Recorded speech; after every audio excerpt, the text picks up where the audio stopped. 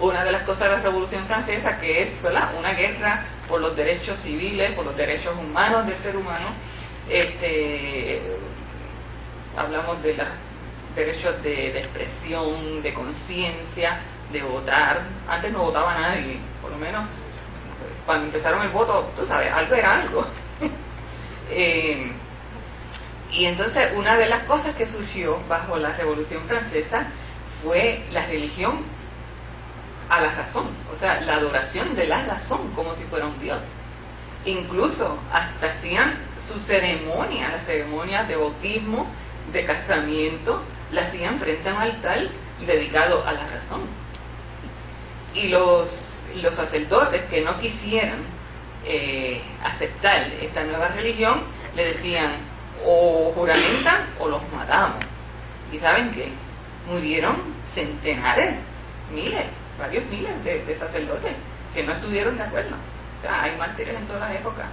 Y esto entonces, eventualmente, ¿verdad?, Napoleón, cuando llegó al poder, dijo: mejor tener la iglesia de mi lado que en el lado contrario, y entonces volvió atrás. Pero esto se dio en la Revolución Francesa. Y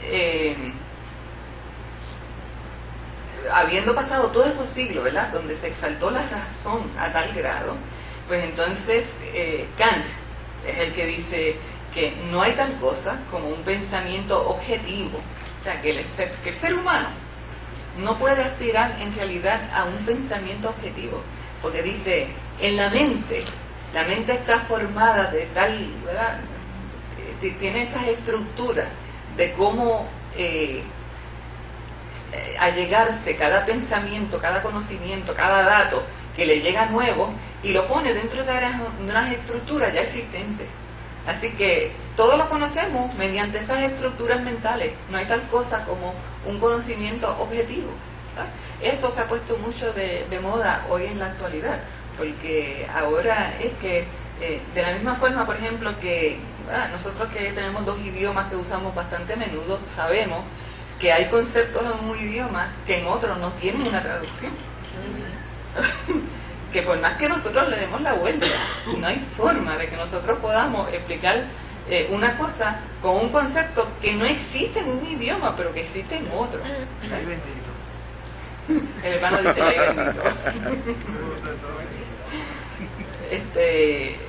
Y entonces, ¿qué pasa? Él dice, todo lo que nos llega, ¿verdad?, si se ajusta a nuestras estructuras mentales, lo podemos entender, pero no hay tal cosa como un conocimiento objetivo. Y entonces él dice, si en verdad queremos conocer a Dios, ¿cómo llegar a Dios? Nosotros somos seres morales. Yo no sé, estoy segura si él hubiera afirmado eso hoy, pero bueno, sí, ¿verdad? Nacemos conociendo el bien y el mal.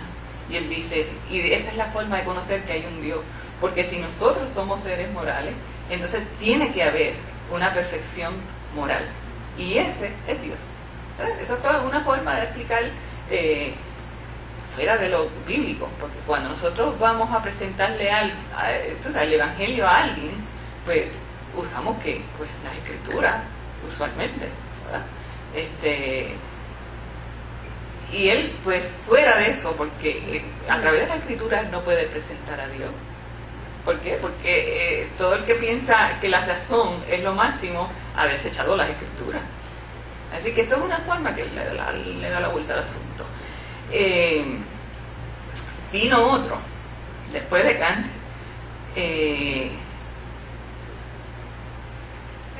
Pero entonces estas personas no han leído la Biblia completa, porque hay partes en la Biblia donde te dice que la razón se queda corta por el entendimiento estrecho que tenemos nosotros como ser humano, porque podemos criticar o decir o tomar decisiones de acuerdo a nuestra estrechez como seres humanos, por más intelectual o filósofo que sea, todo está ahí adentro, y la misma Biblia habla de eso. Quiere decir que entonces estas personas no leyeron la Biblia entera. Mira, a mí no me queda la menor duda que tienen que haberla leído. Lo que pasa es que tú no puedes explicarle la existencia a otro de Dios a través de la escritura, cuando en primer lugar no aceptan las escrituras. Yo estoy segura que para él mismo probablemente sí tuvo mucho sentido. Pero yo recuerdo una vez en la universidad, yo era bien jovencita, ¿verdad? Yo entré a la universidad de 16 años. Y entonces estoy yo con un muchacho que era declarado un ateo, ¿verdad? Y él me dice, pero ¿por qué Dios tuvo que mandar a su hijo a morir? ¿Por qué no cogió algo en el cerebro del ser humano, lo cambió y dijo, ok, ahora puedes ser salvo? O ahora puedes aprender ¿verdad? Lo que yo te tengo que enseñar. ¿Por qué escogió ese método? Y claro, nosotros ¿cómo lo explicamos? Pues a través de la escritura misma.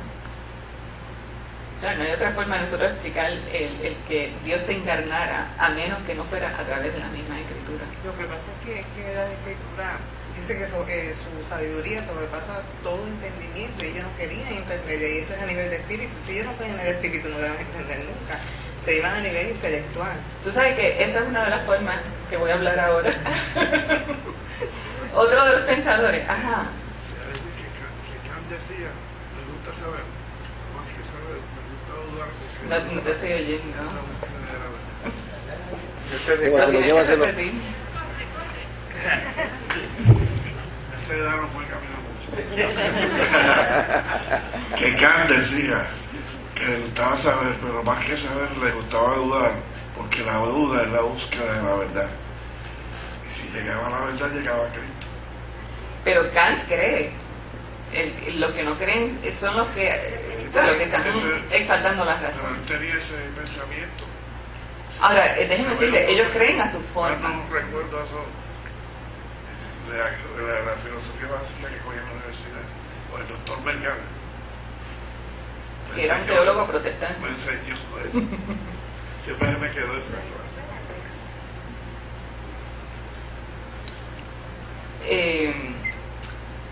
Lo que acabo de decir, ¿cuál es tu nombre? Mari. Maritza. Es exactamente, miren, muchas de las cosas que nosotros encontramos bien elaborado y bastante complicado en todos estos pensadores, nosotros lo creemos de la forma básicamente igual, pero sin complicarlo mucho.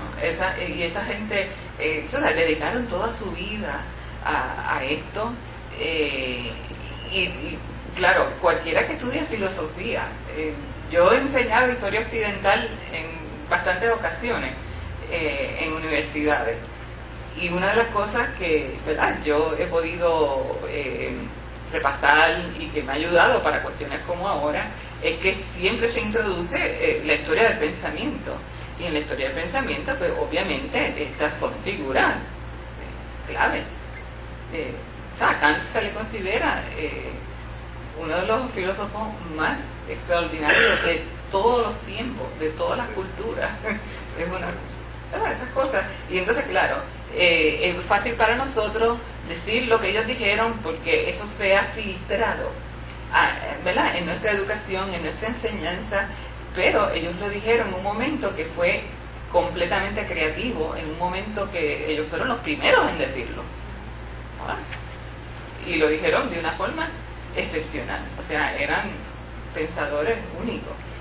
Y entonces pues lo que dice Maritza es exactamente uno de estos caminos, ¿verdad?, que estos pensadores abren para facilitar la creencia en Dios y explicar la realidad humana, porque la realidad humana sin Dios, ¿qué es?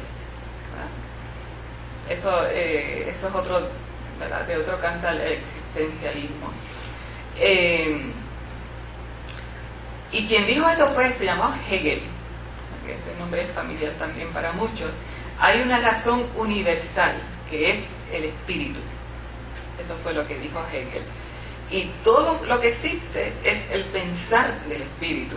Y claro, ahí entran las posibilidades de que el espíritu mismo se revela al ser humano de diferentes formas, en diferentes tiempos, y a veces en forma, pues, en la antigüedad o en sociedades primitivas, pues era de una forma simple, a veces de una forma distorsionada, pero era una forma revelada de Dios.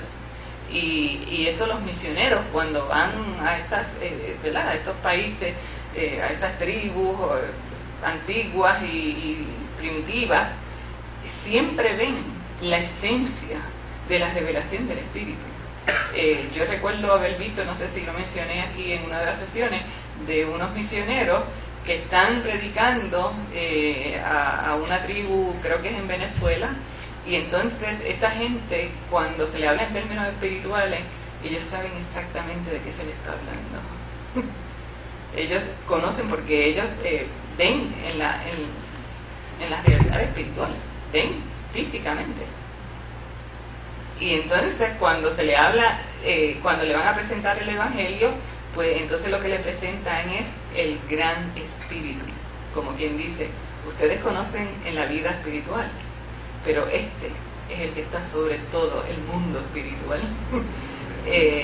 Y es una forma de comunicación, y de hecho, entonces hay un momento dado en que hay un enfrentamiento, hay una guerra, y ellos, esta gente fue enseñada sobre el amor de Dios y sobre que no podía haber homicidio, ¿verdad? Uno no podía matar, pero que de eso dependía la sobrevivencia de la tribu. Y entonces ellos, uno de ellos habla de que en el mundo físico, o sea, lo vio con sus ojos físicos, entonces él ve la presencia de otros espíritus malignos, y la protección del gran Espíritu. Fíjense, ellos saben. Ahí es que se comprueba lo que ustedes están diciendo, ¿verdad? Que muy elaborado, y pretender conocer por mucha elaboración y mucho razonamiento, y las cosas más sencillas del Evangelio las puede entender la persona más primitiva. Y entonces en este camino, ¿verdad?, que se abre en el pensamiento europeo moderno sobre el Espíritu, pues Hegel lo que dice es, hay esta revelación de Dios en el mundo entero, pero, es lo que él dice, pero el cristianismo es la plenitud del conocimiento de Dios sobre la tierra. ¿Y por qué el cristianismo? Y yo le puedo decir aquí la clave, sobre todas las demás religiones que puede haber sobre el universo, incluso las grandes religiones. Las grandes religiones, ninguna habla sobre la encarnación de Dios sobre la tierra. De hecho, lo rechazan. ¿Verdad? De que algo como Dios mismo, humanizarse, eso no entra, ¿verdad?, en los conceptos de mucha gente. De hecho, hasta en los primeros siglos de la Iglesia hubo una discusión teológica constante, ¿verdad?, porque aceptar eso, de que Dios se había humanizado, eso era inconcebible.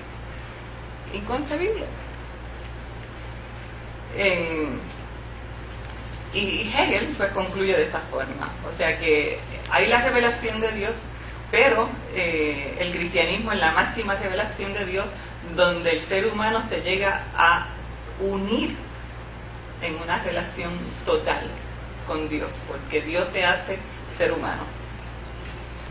Y como decía uno de los pensadores de la antigüedad, y entonces Dios, que hoy no lo usaríamos porque suena un poquito chocante, ¿verdad?, pero él decía, y Dios divinizó al ser humano.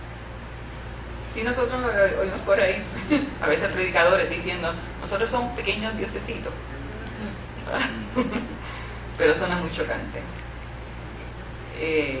Pero eso es exactamente, ¿verdad? Bueno, yo no puedo decir si exactamente, pero si Dios se humaniza es para exaltar, ¿verdad?, para que el ser humano se acerque a Él, y eso es lo que quieren decir, divinizar al ser humano. Bueno, entonces hubo otro pensador, y aquí casi terminamos, donde dice, mira, al borde, con todas estas teorías, aquí lo que importa no es el pensamiento intelectual del cristianismo, aquí lo que importa es la práctica del cristianismo. Aquí lo que importa es la fe.